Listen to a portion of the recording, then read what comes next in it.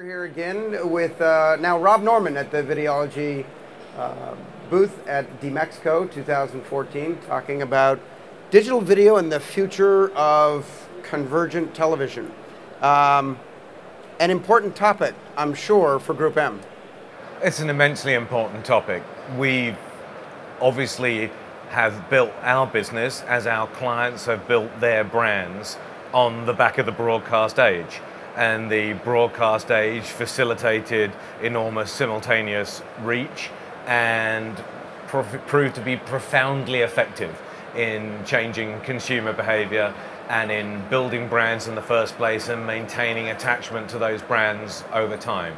And clearly that remains a key challenge for marketers and for the purveyors of media, and one that is being met in an uneven fashion.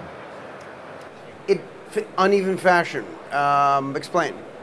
Well, I think that it's very easy when you live in New York and London and some other places to take a view that the fast streaming, uninterruptible, buffer-free, over-the-top experience is the actual experience of humans at large.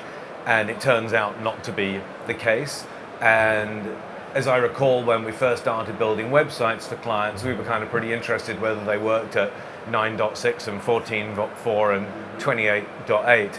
And it seems to be that people's preoccupation is with producing 4K experiences now, and the number of people, even in the United States and Europe, that are capable of consuming those, let alone around the rest of the world, is a fragment of the ambition of the people that are making them. Right, got it.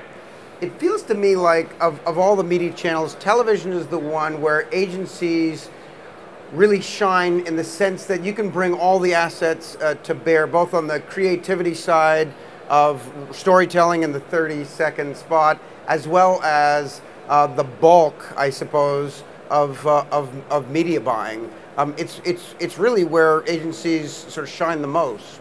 Well, I think it's maybe slightly unfair to describe it in the sense of the bulk of media buying. I mean, a few years ago we started talking about audience buying like it was something new. But the fact of the matter is, for generations we've been structuring TV schedules around some significant fast reach building tentpoles and infilling under that reach curve for frequency and recency, both to different geographies, demographies and behaviors, out of the rest of the inventory that's available. And I think that the alleged inefficiency of television is somewhat overstated. It's clearly imperfect from a pure math point of view, but I think it is overstated. And I think it also ignores the notion of serendipity. People don't know what they don't know, and television has proved to be an extraordinarily effective discovery medium in any form of content, and indeed for brands themselves, and we think that remains remarkably important. WPP, in the digital realm, WPP has taken a leadership role. There's you've had a lot of involvement with how the evolution of digital media buying has taken place with Xaxis and other sort of data efforts on your part. What role do you see WPP playing in the evolution of television buying as it sort of converges more with a digital delivery and some of the metrics and the KPIs, the buying habits change? Well, so I'll speak from a North American perspective, if I may, for a moment. If you look at the last 7 or 8 years, we pushed the market to commercial ratings on C3. We've been a big part of the move to C7 ratings, so commercial ratings, not program ratings. That's been important. We invested early in a business called Nvidia, inference technology for set-top boxes that allowed us to look beyond households into individuals. We've been a key collaborator with the satellite and cable ecosystem in terms of addressability. We've launched Modi Media now in the US to kind of coalesce that area, and the convergence between Modi in terms of addressability and the rest of our addressable media practice, which is that part of the practice for media that has IP characteristics, if you like, are clearly moving closer and closer together. And I think we're dealing with the biggest evolution that we've ever dealt with now. I think this is bigger than broadcast to cable. I think it's even bigger than black and white to color. But we handled that well, I think, black and white to color.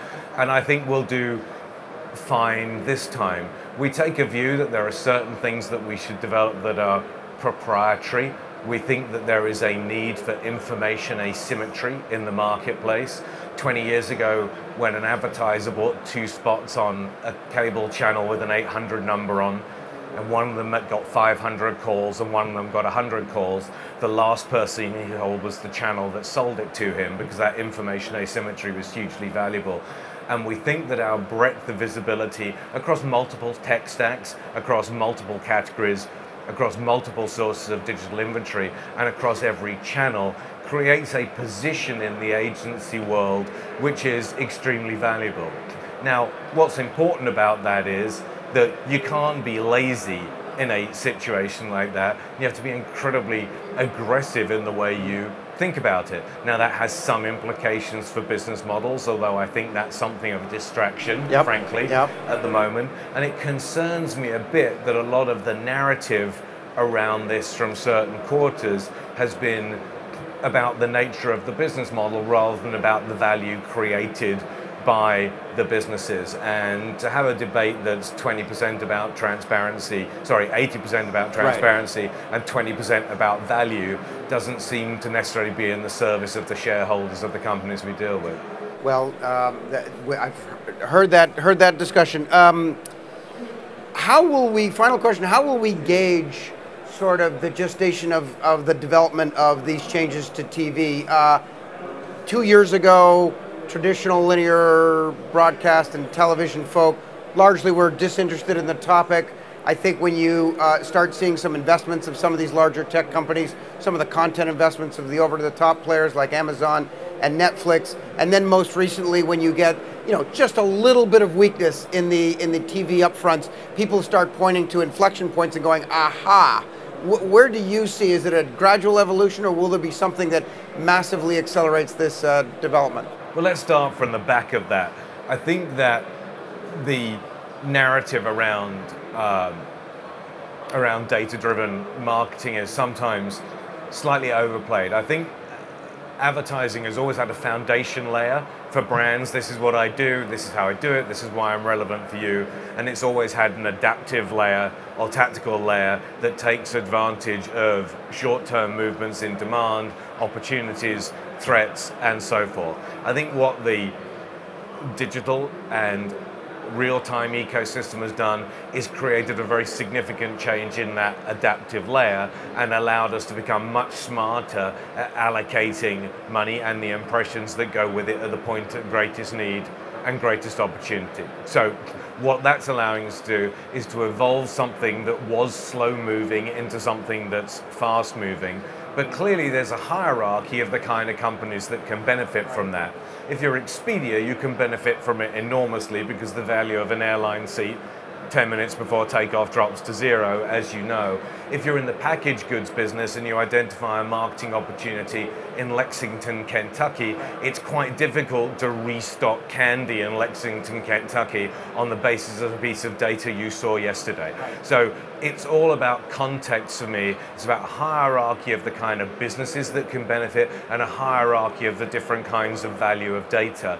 And it's our job as agencies to match those hierarchies with the opportunities to distribute messaging that hopefully maintains our place and maintains our focus on what we do for clients.